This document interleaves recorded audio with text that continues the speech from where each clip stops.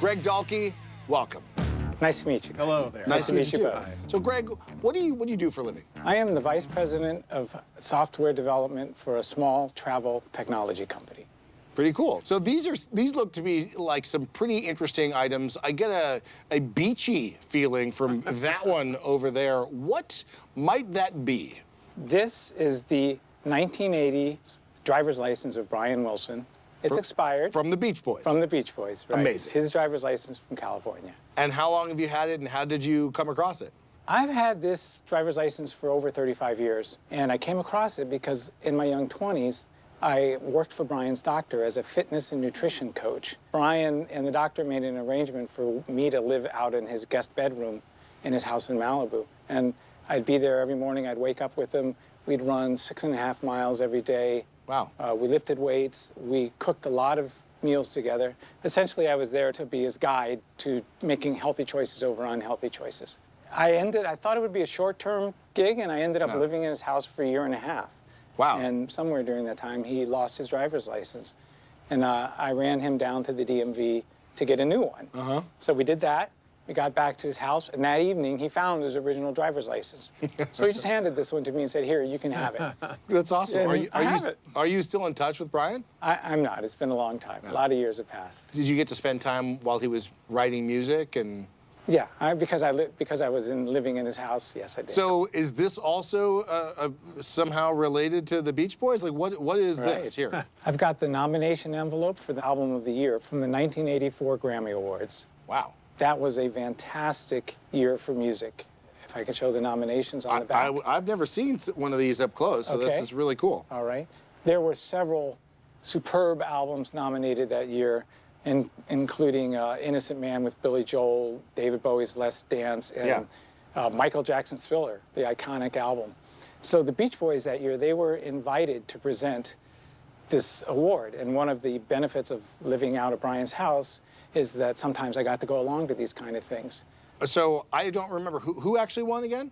Well, I'll tell you that when I tell you the rest of the story. Okay, yeah, please do. All right. So the Beach Boys stood on the stage. They read these nominations. Then they handed this gold envelope that you see in front of you. They handed that to Brian. He turned it over. He tore open this gold seal right here. Yeah. And he yelled out to 56 million people watching the Grammys, "No one won." And then he said, no, Michael Jackson, Thriller. And they came up, they gave their thank you speech. And then as they walked off the stage, all of them, Brian still had this envelope in his hand. And as Brian walked off the stage, he just handed me the envelope after reading the winner and said, here, it's yours. Can I touch it? I'll be very gentle. This is such a crazy moment in time. This was the moment that Michael Jackson learned that he got a Grammy for Thriller. Yeah, what's interesting is how modest a document it is. Give 2 Grammys. Color piece of paper with typing on it. Right. It's very cool. It's pretty awesome to hold this moment in time. Thank you for letting me touch that and for sharing that story. But Stephen, what are your thoughts? Like, how do you even contemplate how to figure out the worth of these items? Well, speaking about the license, there's a lot of licenses actually that you can buy online. Most of them are fakes, but you can buy celebrity licenses, expired or otherwise.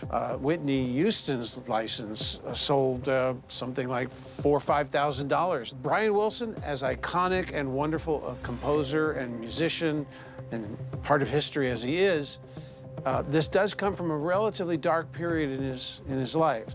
To me, that's more interesting. Well, it is interesting. That's a great photograph of him being very happy, and considering where he was in his life at that time, that's a real anomalous picture. So that's a really nice picture to have. I think in the marketplace, Brian Wilson is a little bit overvalued, a little overexposed. There's a lot of Brian Wilson and Beach Boys related stuff. So the price is probably softer than you would otherwise think if you were going to do this later on. I would put $300 to $500 as a good average starting price in a competitive auction for this license. Okay.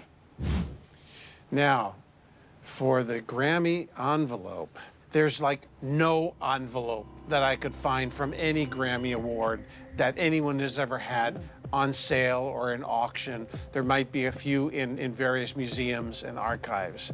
So that was very difficult. And then you have to move down, well, what other things are comparable that I could think of that would be somewhere in the neighborhood of a valuation? And you think of, well, the actual Grammy Awards. But those are rare too. Those are many thousands of dollars, if they're even available. This is really unique, as you've said. The names on it are very impressive. It's quite a moment in time. And not just the Michael Jackson, but all the other bands listed on here too. A relatively modest piece of paper is weighted with so much significance. I would have to say, in a competitive auction that's well publicized and people really knowing what this is, it could be $5,000 to $10,000. Wow.